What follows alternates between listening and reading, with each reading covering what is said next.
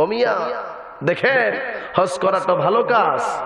মার কথা না শুই না কোনো মানুষ যদি হজে যায় তাহলে তার কি অবস্থা হয়, এই কথাটাই আপনাদেরকে আমি বলবো।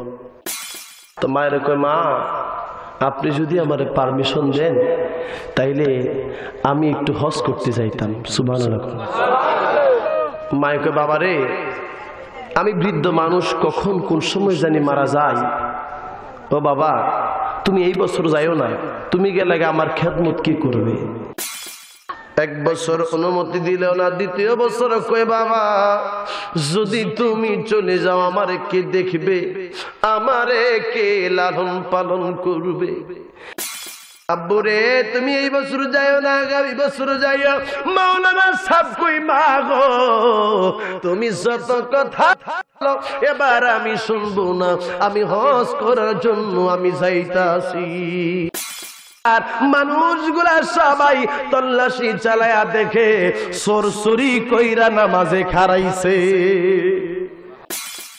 বাসারে ডাক দিয়া কই, বাসা গো আমি তো চোর না, আমি হইলাম অমুক গ্রামের একজন বাসিন্দা, আমি হইলাম একজন মাওলানা, আমি আমার মার খেদমত করতাম। আমার মা অসুস্থ মানুষ, আমার মার কাছে আমি হজের পারমিশন চাইলে বিপ্লব মিডিয়া নবী প্রেমিক সুন্নিয়তের চ্যানেলে আপনাকে জানাই স্বাগতম। পৃথিবীতে ভাই ভাইয়ের থেকে বড় হয়ে যাক, এটা কোনো ভাই চায়? ভাই থেকে ভাই বড় হোক এটা ভাই চায় না। কেবলমাত্র বাবা ওই মানুষ যেই বাবা চায় আমার সন্তানটা আমার থেকে অনেক বড় হোক। সুবহানাল্লাহ। এই পিতা মাতার খেদমত করলে আল্লাহর ওলি হওয়া যায়। সুবহানাল্লাহ বলেন। এমন কোন ওলি নাই রে যেই ওলি মা বাবার খিদমত করে নাই। স্বয়ং আমার নবী দুজাহান দুধ মার তাজিম করেছে, সম্মান করেছে। আমার নবী শিক্ষা দেই জগতের মানুষ। আমি নবীজি যখন ছোট্ট ছিলাম আমার মায়ের আমি হারাইছি। আমি আমার দুধ মা হালিমার ঘরের মধ্যে আমি বড় হইছি। যদি হালিমা একদিন আমার নবীর সামনে আইলে, আমার মদিনার নবী যে নবী হইল দু জাহানের বাদশাহ, আমার নবীজির নিজের চাদর মোবারক তিনি বিছায়া দিছে। সাহাবীরা কয়, কে গো এত দামি মানুষ যে নবীর জন্য দুনিয়ার সকল মানুষ পাগল, ওই নবী কারে চাদর বিছায়া দিছে? আমার নবী মায়েরে বসায়া, আমার নবীজি তিনি যখন তিনার মাকে বিদায় দিলেন দূরে অনেকটুকু আগায়া দিয়ে আসলেন। আসলে পরে সাহাবীরা ডাক দেন, ও মায়ার নবী, দয়ার নবী, বুঝলাম না গো নবীজি কোন মহিলা আপনার সামনে আসলো, আপনি কার জন্য আপনার চাদর মোবারক আপনি বিছায়া দিছেন? আমার নবী ডাক দিয়া কই, সাহাবীরা রে এইটা আর কেউ না, এইটা হলো আমার দুধ মা হযরতে হালিমা আলাইহিস সালাম। তাইলে মা, আমার নবীর মাকে সরাসরি নবীজি যেহেতু খেদমত করতে পারে নাই, কারণ নবী ছিল ছোট্ট মানুষ। নবী বুঝাই, শোনো আমি আমার দুধ মায়েরে কি খেদমত করি তোমরা দেখো, কি মনে তাজিম আমি নবীজি করি এইটা দেখো। আর আমার নবীর মায়েরে পাইলে আমার নবী না জানি কত তাজিম আর সম্মান করতো। আল্লাহ বললেন, ওয়াকাদা রব্বুকা আল্লা তা'বুদু ইল্লা ইয়াহু ওয়া বিল ওয়ালিদাইনি ইহসানা। সুবহানাল্লাহ বলেন। আমার আল্লাহ ডাক দিয়া বলল, আমি আল্লাহর ইবাদত বন্দেগী তোমরা করো, আমি আল্লাহর ইবাদতের মধ্যে কাউকে তোমরা শরীক করবা না, এবং তোমরা তোমাদের পিতা মাতার খেদমত করো। সুবহানাল্লাহ। আপনি বড় ডাক্তার হয়েছেন, আপনি বড় ইঞ্জিনিয়ার হয়েছেন, আপনি যত বড় মাওলানা হয়েছেন গো, যদি আপনি আপনার মার খেদমত না করেন, খোদার কসম এই দুনিয়াতেও আপনি শান্তি আর সম্মান পাবেন না, আখিরাতেও আপনি সম্মান আর শান্তি পাবেন না। কথা কোন ঠিক কিনা? মাওলানা সাহেব বড় মাওলানা, অনেক বড় মাওলানা হইছে। তো মাওলানা সাহেব তো মায়ের কয়, মা আপনি যদি আমার পারমিশন দেন তাইলে আমি একটু হজ করতে যাইতাম। সুবহানাল্লাহ। মায়ের কয়, বাবা রে, আমি বৃদ্ধ মানুষ, কখন কোন সময় জানি মারা যায়। ও বাবা, তুমি এই বছর যাইও না, তুমি গেলে আমার খেদমত কি করবে? এমনের অনেক মা আছে না, যে মা সন্তানাদি না একটা ফোলাই লালন পালন করে, আছে কিনা এমন? মাওলানা সাহেবের দাম কম না বেশি? জোরে কর। মাওলানা সাহেব মার কুতা রাখতে যাইয়া গো, ওই মাওলানা ওই বছর হজ করতে গেল না। দ্বিতীয় বছর ডাক দিয়া কই, মা গো অনুমতি দাও গো মা, অনুমতি দাও, আমি মক্কাতুল মুকাররমা মদিনাতুল মুনাওয়ারা যাব। সুবহানাল্লাহ। এক বছর অনুমতি দিলেও না, দ্বিতীয় বছর কই, বাবা যদি তুমি চলে যাও আমারে কে দেখবে, আমারে কে লালন পালন করবে? এইভাবে 1 বছর 2 বছর 3 বছর 4 বছর 5 বছর গেল। 5 বছর পরে ছেলেটা ডাক দিয়া কই, আমার মনে মানে না, প্রাণে সহে না, মা গো আমার অনুমতি দাও না, আমি হজ করার জন্য যাব। বাবারে তুমি তো বারবার পারমিশন চাও, আমার মনটা কেন জানিস সাক্ষী দেয়, তুমি যদি হজ করতে যাও আইসা দেখবা আমি মা দুঃখিনী, দুনিয়াতে কি বিদায় হইয়া গেছি। আব্বুরে তুমি এই বছর যাইও না, আগামী বছর যাইও। মাওলানা সাহেব কই, মা গো তুমি যত কথা এবার আমি শুনবো না, আমি হজ করার জন্য আমি যাইতাছি। ও মিয়া দেখেন, হজ করাটা ভালো কাজ। মার কথা না শুই না কোনো মানুষ যদি হজে যায় তাহলে তার কি অবস্থা হয়, এই কথাটাই আপনাদেরকে আমি বলবো। মায়ের কান্দন যাব জীব 2-4 মাস বইনির কান্দন রে, ঠিক কিনা? ঘরে পরিবারের কান্দন কয়েকই দিন পর থাকে না, দুঃখের দরদি আমার জনম দুঃখী মা, দুঃখের দরদি আমার জনম দুঃখী। কথা ঠিক আছে? যুবক ভাইরা আমার সাথে বলতে পারবা? সকলে পারবেন তো? বলেন, মায়ের কান্দন যাব জীব 2-4 মাস বইনের কান্দন রে, ঘরে পরিবারের কান্দন কয়েকই দিন পর থাকে না, দুঃখের দরদি আমার জনম দুঃখী মা, দুঃখের দরদি আমার জনম দুঃখী মা। 10 মাস 10 দিন মায়ে গর্বে দিছেন ঠাই, রক্ত মাংস খাইয়া মায়ের বভে আহিলাম ভাই, ভূমিষ্ঠ হইয়া আমি উঠিলাম কান্দিয়া, শান্ত করিল মায়ে বুকের দুঃখ দিয়া। ঠিক না বলুন? মায়ের প্রসবের কালে বুক বেসে যায় নয়ন জলেরি, ও মা সন্তানের লয়া কোলে বলে প্রসব যন্ত্রণা, দুঃখের দরদি আমার জনম দুঃখী মা, দুঃখের দরদি আমার জনম দুঃখী মা।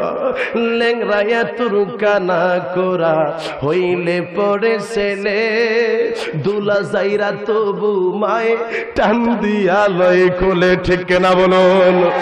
ল্যাংরায়া তোর কানা খোরা হইলে পরে ছেলে তুলা যাইরা তবু মায়ে টান দিয়া লই কুলে পুত্র যদি কুপুত্র হয় মায়ে নাহি ফেলে হাজার দোষ রাখিয়া গোপন মায়ে তবু পালে ঠিক কি বলুন এই দিরিসে ডেকে বলে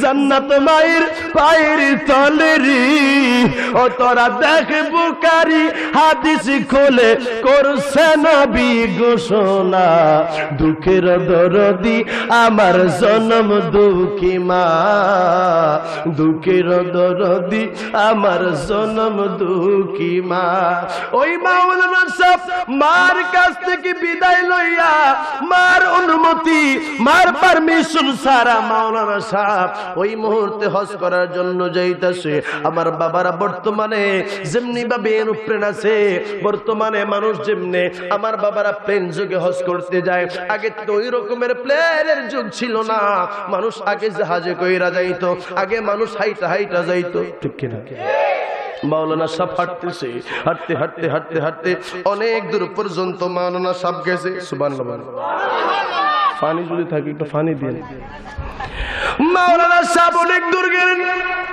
যাওয়ার পর রাত হয়ে গেল মাওলানা সাহেব চিন্তা করতেছে এই যে কোথায় আমি থাকবো মানুষের বাড়িতে জায়গা দিব মাওলানা সাহেব চিন্তা করছে আল্লাহর ঘর মসজিদের মধ্যে রাত্রা কাটামু সকাল হইলে রে আবার আমি চইলা যাবো মাওলানা সাহেব দাড়ি টুপি জুব্বা আবা কাবা যা আছে সবই আছে ঠিক কিনা কর মাওলানা সাহেব গেছে মসজিদের মধ্যে নামাজ পড়তেছে তাহাজ্জুদের নামাজের মধ্যে খাড়াইছে ওই মুহূর্তে ওই এলাকার মধ্যে এক লোক চুরি করতে আইছে মারাবা খান কি করতে আইছে এই চুরির বেড়া আপনার দেশে আছে কি নাই কম বেশি সব জায়গাতে আছে কথা কোন ঠিক কিনা তো কোন জায়গার মধ্যে একটু বেশি কোন জায়গায় কম চুরির তো কত সিস্টেম আছে রে বাবা কত রকমের সিস্টেম যে আছে খালি বাড়ি ঘরের মধ্যে হিনকেটটা চুরি করলে চুরি না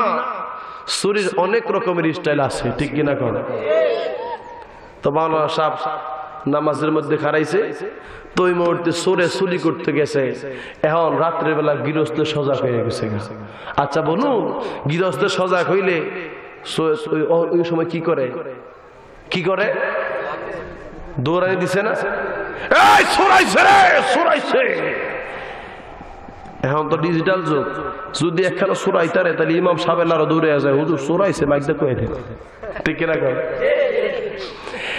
এবার গৃহস্থ ওই মুহূর্তে ডাক দিল চোরাইছে রে চোরাইছে এলাকার মানুষ একটা দৌড় মারছে চোরকে ধরার জন্য চোর ওই মুহূর্তে একটা দৌড় দিছে চোর চিন্তা করে কোথায় যাব যেই দিকে যাব মানুষ দইরা ফালাইবে চুরির মাল লইয়া রে ওই চোর ওই মুহূর্তে মসজিদের মধ্যে ডুইকা গেছে চোরে দেহে এক আল্লাহর ওই নামাজের মধ্যে খারাইছে এই সুযোগ পাইছি হের ফিসে চুরির মাল দিতে আর চোর ভাগ্য গেছে সুবহানাল্লাহ সুবহানাল্লাহ কবে নাউজুবিল্লাহ কবেন না যে এরকম হইডই আমি বলতেছিলাম বাবারে আল্লাহর ওই বান্দা নামাজের মধ্যে দাঁড়াইছে আর চোর চুরি কইরা মসজিদের মধ্যে ঢুকছে মসজিদের মধ্যে চুরির মাল রাইখা চইলা গেছে বন্ধু আর মানুষগুলা সবাই তল্লাশি চালায়া দেখে চোর চুরি কইরা নামাজে খাড়াইছে আসলে কি চোর চুরি করে নামাজে খাড়াইছে এখন তো মাওলানা সাহেবের পিছনে এই চোরের গাঠটি যা ছিল সব এখন তো মানুষ আইয়া কই হায় হায় আশ্চর্য ব্যাপার রে এইটা কি মনের চোর বুঝতাম না চুরি করছে আবার এই শুরুতে মুরুতে দেখা যায় মাওলানা আবার নামাজের মধ্যে খাড়াইছে আবার চুরির মাল মসজিদের মধ্যে ঢুকাইছে রে আরে জীবনে কত চোর দেখছি কিন্তু এর মতো আজব চোর আর দেখি পাবলিকের ফিটটি একটাও বাইরে পড়ে না আইয়া কই তুই মাওলানা ওস্তাদ যেইটা হস এইটা হইছে পরে আগে তুই চুরি করছ সবাই মিল্লা এমন ফিটটি দিছে বাজান মাওলানা রে কাইট করে নিছে 150 দিয়া মাওলানা লইয়া গেছে বাদশাহ। আপনাদের কি অসুবিধা হচ্ছে? আলোচনা কি চলবে? বাদশাহ বুঝলাম না এই লোকটা আমাদের মহল্লাতে চুরি করেছে। বাদশাহ চুরি করছে, অসুবিধা নাই, আগে চোর দেখেছিলাম, কিন্তু এটা কেমন চোর? যেই চোরের দাড়ি আছে, টুপি আছে, জুব্বা আছে, সবকিছু আছে, আবার চুরি কইরা চুরির মাল মসজিদের মধ্যে ঢুকাইলো। এটা কেমন চোর? চুরি কইরা নামাজে খেলাইলো। এমন চোর আর দেখি নাই। বাদশাহ কঠিন বিচার করতে হবে। বাদশাহ কয়, সত্যি তো ব্যাপারটা ভাবনার বিষয়। জীবনে কত চোর দেখছি, কিন্তু এমন চোর তো দেখি না। বাদশাহ কয়, শোনো, তাকে শাস্তি দিবা। প্রথমত সে চুরি করেছে, চুরি করার কারণে তার হাতটা কেটে দিবা। দ্বিতীয়ত হলো, তাকে সে যেহেতু মাওলানা সাহেবের সুরুদ ধরেছে, এক সুরে চুরি করে, এই সুরে চুরি করে আসলে ফুইরা মরে, কথা কোন ঠিক কিনা? এমন প্রবাদ একটা আছে না? এক মাওলানা একাম করে সব মাওলানা বদনাম হয়, ঠিক কিনা বলেন? বাদশাহ কই, শোনো, সে যেহেতু মাওলানা সাহেবের সুরুদ ধরছে, আলেম ওলামাদের অসম্মান করেছে, এই জন্য তার দুইটা চোখ উঠায় দাও। আর একটা কথা বলবা, সে যেহেতু চুরির মান মসজিদে ঢুকাইছে, এই জন্য এলাকার মধ্যে তারা ঘুরাইবা আর দেখাইবা, কেউ যদি চুরি কইরা মসজিদের মধ্যে চুরির মাল ঢুকায়, তাইলে এই রকমের শাস্তি তাকে দেওয়া হবে। ওই মাওলানা সব চোখের পানিগুলো চাইরা দিছে। বাদশাহ আপনি এই কথা বইলেন না, বরং আপনি বলেন গো, যে মানুষটা আমার কথা না শুইনা হজ করতে যায়, হজ তো করবে দূরের কথা, হজ না কইরা আমার আল্লাহ তাকে এই রকমের লাঞ্ছনায় আর আমার আল্লাহ দুর্নাম দিয়া দেয়। বাদশাহ এই কথা শোনার পরে কই, মাওলানা রে, চোর তুই কি বলতেছিস বুঝলাম না। সবাই তাকে বেড়া ঘুরা ধরলো। এই বেটা কি হয়েছে বালা বিত্তে বল? কয়ে বাইরে, আমি বললে তো আমার কথা তোমরা বিশ্বাস করবা না। না, তুমি বলো, তোমার কথা বিশ্বাস করা হবে। বাদশারে ডাক দিয়া কয়ে, বাদশাহ গো, আমি তো চোর না, আমি হইলাম অমুক গ্রামের একজন বাসিন্দা, আমি হইলাম একজন মাওলানা, আমি আমার মার খেদমত করতাম।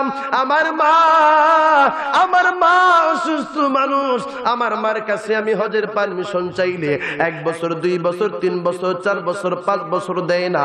তখন আমি মার সাথে ওই মুহূর্তে রাগান্বিত হইয়া আমি নিজেই হজ করার জন্য পারমিশন ছাড়া যাচ্ছিলাম। আমি মুসাফির মানুষ গো, আমি এই মসজিদের মধ্যে তাহাজ্জুদের নামাজ পড়ার জন্য দাঁড়াইছি। আপনাদের এলাকার একজন চোর মনে হয় চুরি করছে, চুরির মাল ওই মুহূর্তে দিশে হারা হয়ে আমার পিছনে রাখছে, আর মনে করেছে আপনার এই মানুষগুলো আমি চুরি করেছি, এই জন্য তারা আমার মার দিছে। ও বাদশাহ, আপনি বলে দেন, কোন মানুষ যদি মার খেদমত না কইরা, আমার হুকুম মান্য না কইরা, কোন মানুষ যদি হজ করতে যায়, তাইলে তাকে আমার আল্লাহ এই রকমের বেইজ্জতি করে। মাওলানা সাহেব হয়েছেন, আপনি আপনার পিতা মাতার খেদমত করেন না, মনে রাখবেন আপনার আমল বরবাদ, কথা কোন ঠিক কিনা? হাদিসে পাকের মধ্যে আসলো, হুমা জান্নাতুকা ওয়া নারুকা, তোমার পিতা, তোমার মাতা, তোমার জান্নাত এবং তোমার জাহান্নাম। সুবহানাল্লাহ বলেন। মা খুশি, বাবা খুশি, তো আল্লাহ খুশি। মা বাবার দোয়ায় আল্লাহর ওলি হওয়া যায়, কথা কোন ঠিক কিনা?